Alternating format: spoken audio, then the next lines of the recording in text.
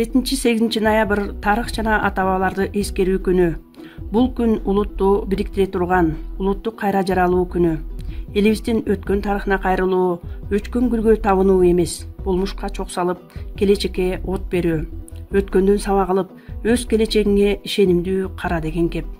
Айтылышы бир сөз, бирок мааниси 1000 жылдарга татыган бул расмий эскерүү күндөрүнүн максаты кыргыз элинин таш караткан тарыхын билүүгө жана ошол тарыхты жараткан ата-бабалардын даңктуу жолун эскерип, келечек урпактарыбызга тарыхты таанытуу. Бүгүнкү көз карандысыз мамлекет катары кызыл тууну көкөлөтө көтөргөн ушул күндөргө оңой эле жете койгон жокпуз. Кайың барбы, кыргыз балта чаппаган, кырлар барбы, кыргыз өлүп жатпаган деген жүрөк титиреткен ыр саптары тегин жеринен чыккан эмес. Кыргыз тарыхында бирде жүрөк сүйүнткөн, бирде эстегенде эс акылыңдан тандырган тарыхый окуялар көп өткөн. Алсак 19-20 кылымдардагы каргашалуу трагедияга айланган улуу Үркүн. Үркүндүн кесепетинен 120 000 кыргыз ашуу белдерден, агыны катуу суулардан набыт болгондугу айгине. Ошол аламат күндөрү бүткүл кыргыз эли биргел баса да, Түндүк Кыргызстандын айрым өрөөндөрүндө өз алдынча улуттук мамлекеттүүлүктү калыбына келтирүү идеясы бышып четилип калгандыгын далилдеп турат. Андан кийинки тарыхка кайрылсак, арадан бир кылым убакыт өтсө да, алгачкы Кыргыз автономиялуу республикасынын түзүлгөн мезгили тарыхта өзгөчө орунду ээлейт. Кара Кыргыз автономиялуу облусунун түзүлүшү тарыхый, руханий, саясий мааниси чоң, түбөлүктүү жана төпкүлүктүү маселе.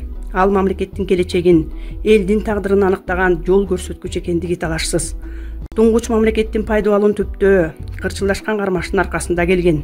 Демилгечил топ башында Ишеналы Арабаев, Абдыкерим Сыдыков, Иманалы Айдарбеков, Абдыкадыр Орозбеков, Жусуп Абдрахманов, Касым Тыныстанов, Төрөкул Айтматов жана башка өңдүү интеллигенциясынын өкүлдөрү турат. Кыргыздарга азырынча өз алдынча автономиянын кереги жок. Түндүгүн казактарга, түштүгүн өзбектерге кошуп салуу керек деген чолок ойлуу казак-өзбек тыңчыкмаларына каршы туруп, акыры үмүт тилектерин ишке ашырып, 1924 жылы 14 октябрда Кара Кыргыз автономиялуу облусунун түзүлүшү менен элибизге союздук тутумдагы мамлекет, азыркы эркин эгемендүү мамлекет жаралып отурат. Бул окуялардын тарыхый мааниси зор. Тарыхый залкар адамдар дайыма улутту бириктирип келген, уктап бараткан рухту ойготуучу күчкө ээ.